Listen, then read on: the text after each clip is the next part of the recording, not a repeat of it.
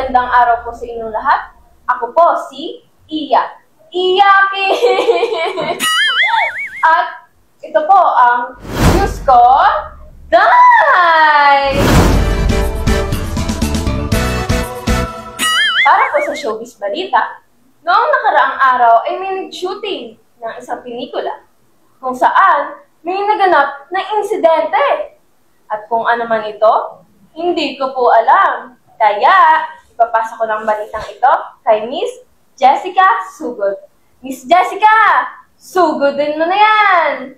Inareklamo di umano ang isang content creator at director na si Bernie Batin sa pambubugbog sarado sa PA ng shooting ng isang pelikula. Aktingan di umano na uwi sa katotohanan. Ayon sa sikat na vlogger na si Miss Erica Joyce Vlogs, ayun, black eye tuloy at nakomang ang PA na si Talina. Ngayon po ay susugod kami kasama ang aming team kung saan nangyari ang insidente. Lumipad ang aming team kung saan nangyari ang insidente, subalit hanggang sa ngayon, wala pa sila kaya ako na lang muna.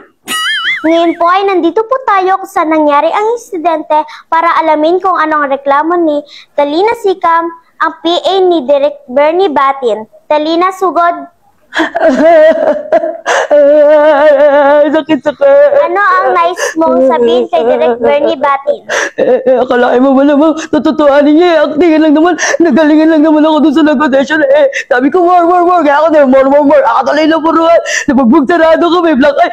Nakomang pa ako. Sayang naman yung ganda ko, di ba? Sakit. Ano ang gusto mong iparating kay Direk Bernie Batin?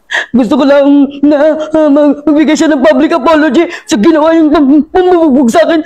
Yun lang gusto ko mangyari. Ngayon po ay narinig po natin ang reklamo ni Talina Sikam. Hintayin po natin ang sagot ni Direk Bernie Batin. Dito yan sa News Ko.